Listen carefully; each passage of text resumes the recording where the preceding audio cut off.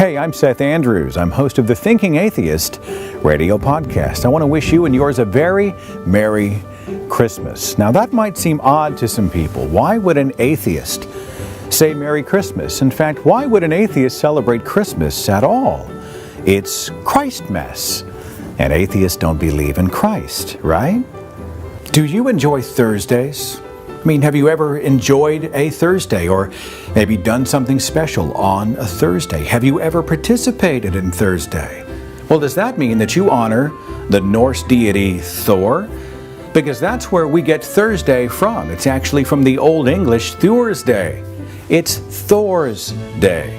And that's just one example of many days and dates and occasions we have that are named for ancient gods and goddesses. Monday is the Moon's Day for the worship of the moon. Wednesday is named for Woden, perhaps better known to us as the Norse god Odin. Saturday is Saturn's Day for the pagan deity Saturn, or Cronus, the father of Zeus. The month of January was named for the deity Janus. Our month of March is named after Mars, the Roman god of war, and so on and so on and so on. Now, if you don't believe in the pagan deity Saturn, does that mean that you aren't supposed to participate in Saturday? You don't get to enjoy your Saturday? Well, of course not. I mean, that's ridiculous. And the reason it's ridiculous is because the name of the day, the meaning of the day, is much different here in the 21st century than it was in ancient times. And this is how many atheists and non-Christians view the holiday of Christmas. Sure, Christ is in the title, but you don't have to believe in a literal Christ to be able to enjoy the holiday. Christmas is for all of us. It's for everyone. And that fact really bothers some people.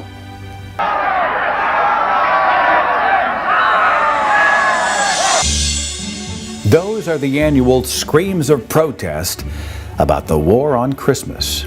You see, many Christians say that Christmas itself is under attack. And it's apparently under attack by people like me. Non-believers, atheists, they say we want to strike Christ from Christmas. We want to toss nativity scenes in the garbage bin. We want to mute the voices of Christmas carolers as they sing glory to the newborn King.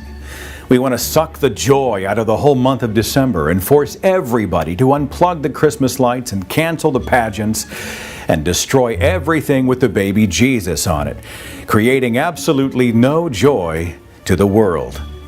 The thing is, I'm an atheist, right? I'm an atheist activist.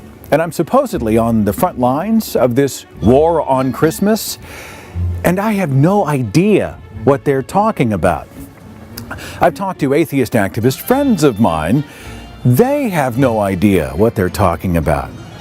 It's very possible that maybe we just have one big misunderstanding. Maybe we need to better understand each other. And so I'm going to call this episode Christmas Behind the Curtain.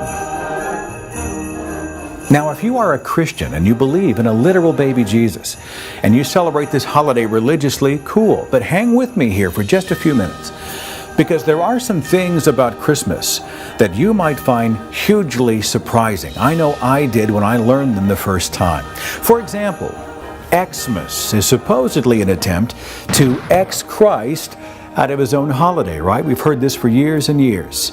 Well, the truth is that X actually represents the first letter in the Greek word for Christ. It's not an attempt to remove Christ from Christmas. Xmas is Christmas. You might be surprised that the holiday season didn't originally belong to Jesus. In fact, if you look around, you're going to see icons that represent the earlier pagan roots of celebrations that relate to the winter solstice and the return of the sun. Not the sun, the sun. Long before the time of the Jesus story, December celebrations would signal the ending of winter, that the days would start getting longer, that the warmer weather was coming, and with it a new harvest, which was hoped to be plentiful. And so to petition the gods for good crops the next year, celebrations and offerings would be made in the month of December. The pagan festival of Saturnalia honored Saturn, the same god tied to our Saturday. The Vikings of Scandinavia honored Balder. Ancient Egyptians honored their sun god Ra, and so on. The gods would hopefully bless the land and the people, and the long winter would finally be over. Many of these gods had a special plant, the evergreen, which is most certainly the explanation for why you and I have a decorated evergreen tree in our living rooms every December. The Christmas tree harkens back to the honoring of gods that came well before Jesus and definitely were not Christian. In fact, Christmas trees were considered pagan symbols right here in the U.S. until the 1840s. That's right, if you celebrate Christmas, there's a really good chance you have a pagan symbol in your living room. Here's an example. Do you have mistletoe hanging over a doorway in your house? Well, the early Druids and Greeks used to believe that mistletoe had magical powers, was a magical plant, a pagan symbol of life and fertility. Yule logs in the Christmas fireplace? Well, those stem back to the pagan festival of Yule, which honored Yule beings, pagan deities. Think about that the next time you warm yourself next to a Christmas fireplace. By the way, you might find this interesting. The United States of America didn't declare Christmas Day a national holiday until June the 26th, 1870, like 100 years after the Constitution was written. And those who say that we're a Christian nation probably don't realize that many of our founding fathers weren't actually Christians. Benjamin Franklin, not a Christian. John Adams, not a Christian. James Madison, Thomas Paine, Thomas Jefferson, not Christians. Christians may not know that the U.S. Constitution never mentions God. And religion is only mentioned in the context of maintaining church-state separation. The words "in God we trust" weren't added to American coins until 1863. Paper money didn't have it until the Red Scare of the mid-20th century. You might not know this. The words "under God" were not in our original Pledge of Allegiance. Under God was added by Congress in the 1950s, almost 200 years after this nation was founded. The Establishment Clause of the First Amendment was put in place to assure that Congress shall make no law respecting the establishment of religion. At its very roots, the United States was designed to represent everybody, and not just Christians. And that is why you occasionally will hear protest whenever politicians elected to represent us all start promoting a single religion, their religion, on tax dollars that we all pay. Now, you want to celebrate Christmas religiously? You want religious symbols, nativity scenes, and Jesus Christ representing your Christmas? Knock yourself out. Not only do I, as an atheist, respect your right to do so, I will argue publicly for that right. You have a constitutional right to believe in Jesus Christ and have a personal faith. Now let's examine the Jesus story in the context of the Scripture. Let's look at the literal nativity, because an examination of the Bible actually raises a whole lot of interesting questions. Now, the Bible is God's perfect word, right? In fact, if you go to the mission statements of most major Protestant Bible-believing denominations, they'll just say it outright. The Bible is inerrant. It is God's perfect word. It is without contradiction. But if you look at the accounts in the book of Matthew and Luke side by side, they kind of contradict themselves. Check this out. In the book of Matthew, the angel appeared to Joseph to give him the news that Mary would give birth to the Christ child. But Luke tells us that the angel appeared to Mary, not Joseph. Luke chapter 2 says that Mary and Joseph traveled to Bethlehem from their home in Nazareth. But that contradicts the second chapter of Matthew, which says Mary and Joseph didn't call Nazareth home until after the death of Herod, which is also well after the birth of Jesus. The lineage of Jesus is mentioned in the Bible. The book of Matthew lists 28 generations between David and Jesus. But the book of Luke has its own reference to Christ's lineage, and it lists 41 generations. According to Matthew and Luke, Jesus was born during the reign of Herod the Great. But Luke says that the pregnant Mary had to travel with Joseph to register for a census that was decreed by Quirinius. And that's weird, because any census would have taken place in their local tax district, requiring no travel. And only Joseph, the head of house, would have been required to register. And if you look at the dates, Quirinius' census didn't take place until 6 CE, well after the birth date for Jesus Christ. Matthew tells us that after Jesus was born, Mary and Joseph fled for Egypt to hide from the evil king Herod. But if you look at the book of Luke, it has them returning immediately to Galilee, to Nazareth, and there is no mention of Herod anywhere. What about the miraculous virgin birth? Well, it looks like there was a mistranslation of the word virgin from the Hebrew to the Greek.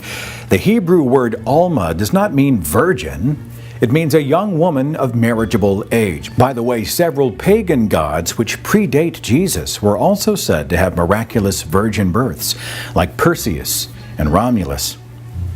What about the three kings? Well, Matthew tells us they were magi, which were essentially illusionists, and there's no mention of the number 3 anywhere in the story. And the whole magi thing doesn't jive with Luke's version, which has shepherds visiting Christ and not magi. And finally, take a second and just look around at the depictions of Jesus here in most American Christian homes that celebrate a literal Christ. Take a look at Jesus, the white-skinned Jesus. The truth is that a Jesus born in the Middle East during that time period would have almost certainly looked a whole lot more like this. So very quickly, let's just recap, okay? Christmas stems back to the celebrations of pagan gods and today still incorporates a whole lot of pagan traditions. Jesus came after those pagan gods and the pagan celebrations of those gods. Jesus isn't the reason for the season, or at the very least, He's not the only reason for the season. And almost every true detail written about Jesus' birth in the Bible contradicts another true detail written in the very same book, a book that's supposed to be God's perfect word. Our Constitution says that government cannot play favorites, but should represent us all. And most of the people who freak out about atheists during Christmas, well, they probably celebrate Christmas in ways that don't really involve Christ anyway. I would wager that your favorite stuff about Christmas probably isn't religious at all, right? It's decorating the house, it's stockings over the fireplace, it's pumpkin pie and turkey and hot apple cider, it's playing in the snow and then rushing inside to warm up by the fireplace. It's seeing your children open gifts. It's spending time with those you care the most about. Honestly, the most awesome stuff about Christmas has nothing to do with Christ. There is no war on Christmas. Atheists aren't out to strike Christ from Christmas any more than we're out to strike Thor from Thursday. And those who believe in a literal baby Jesus are not victims just because somebody else reminds them that they don't have a monopoly on Christmas. Christians do not own the holiday. And in light of the true pagan origins of Christmas, Jesus doesn't own it either. Ultimately, Christmas isn't about gods or goddesses, offerings for the harvest, the feasts of the pagans, or the story of a super baby who came to save the world. It's really about something much, much better, more personal, more meaningful. Christmas is not a supernatural thing. Christmas is a human thing. For many of us, it really is the most wonderful time of the year. Just remember that December 25th, the Christmas holiday, isn't exclusive to Christians, and many non-Christians love to celebrate Christmas. We don't celebrate the religion of Christmas, we celebrate the tradition of Christmas. And Christmas belongs to everyone.